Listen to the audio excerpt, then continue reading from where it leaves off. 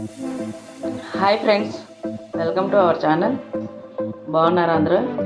ఈరోజు క్యారెట్తో హల్వా చేయడం నేర్చుకున్నాం. క్యారెట్ అంటే మంచి క్యారెట్లు 4 క్యారెట్లు తీసుకోవాలి. దీనికి బెల్లం ఉంటో చేసుకుంటే ఆరోగ్యానికి మంచిది, పంచదార కంటే రుచిగా కూడా ఉంటుంది. 150 గ్రాములు బెల్లం, కొద్దిగా పైన చల్లుకోవడానికి జీడి పలుకులు కొంచెం ముక్కలుగా కట్ చేసుకొని దాన్ని నెయ్యిలో వేయించుకొని పక్క పెట్టుకోవాలి. చూద్దాం రండి, ఎలా చేయాలో చూపిస్తాను. మీకు పాన్ పెట్టాను, దీంట్లో కొద్దిగా నెయ్యి వేసాను. వేడెక్కిన తర్వాత ఈ జీడిపప్పు వేసి కొద్దిగా బ్రౌన్ కలర్ వచ్చే వరకు వేసుకొని తీసుకొని పక్కన పెట్టుకోవాలి.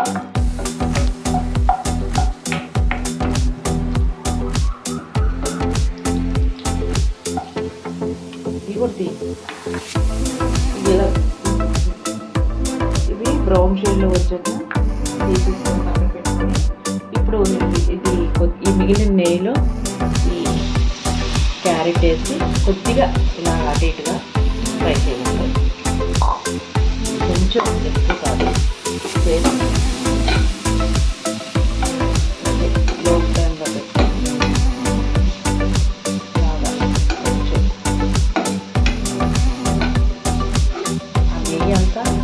దాంట్లో ఇంకిపోతుంది, ఇంకిపోయి పొడిగా అయిపోతుంది పాన్ కూడా.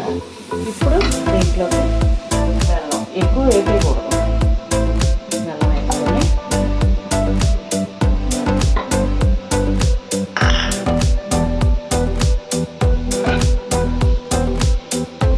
దీనికి ఈ మాత్రం ఒక కప్పు, హాఫ్ కప్పు వాటర్ వేయాలి.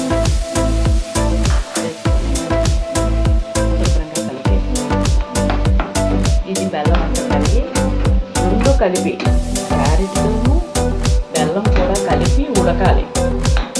ఉడికి పాకం వస్తుంది. బాగా వచ్చాక కొంచెం జిగురు పాకం వచ్చిన తర్వాత ఆఫ్ చేసుకోవాలి. అప్పుడు అది మెత్తగా మృదువుగా చక్కగా ముద్దగా ఉంటుంది. అప్పుడు హల్వాలా వస్తుంది అన్నమాట. అప్పుడు దాంట్లో కొంచెం పైన నెయ్యి యాడ్ చేసుకొని జీడిపప్పు వేసుకున్నాం కదా, కూడా వేసుకుంటే తినడానికి రుచిగా ఉంటుంది. క్యారెట్ డైరెక్ట్గా తినడం ఇష్టం లేనప్పుడు ఇలా తినడం కూడా ఇష్టపడతారు, ఇలా తినడానికి ఇష్టపడతారు, రుచిగా ఉంటుంది. పిల్లలు కూడా బాగా ఇష్టపడతారు.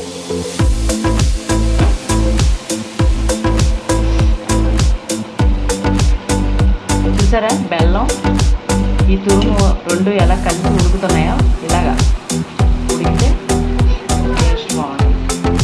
చూసారా చక్కగా ఉడుకుతుంది. జిగురుగా రావాలి పాకం, ఇలా సాగినట్టుగా కొద్దిగా వస్తే దీంట్లో తురుములో వాటర్ అంతా ఇంకిపోవాలి. ఇంకిపోయి అప్పుడు పాకంలా వస్తుంది.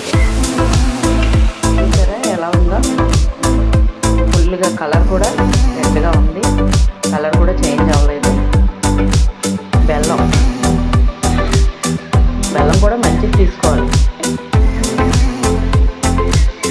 ఇంకా కొద్దిగా కొంతసేపు 2 మినిట్స్ ఉంటే సరిపోతుంది. చూడండి ఎలా ఉడికి ఎలా వస్తుందో, అసలు పాన్కి అంటుకోకుండా వచ్చేస్తుంది.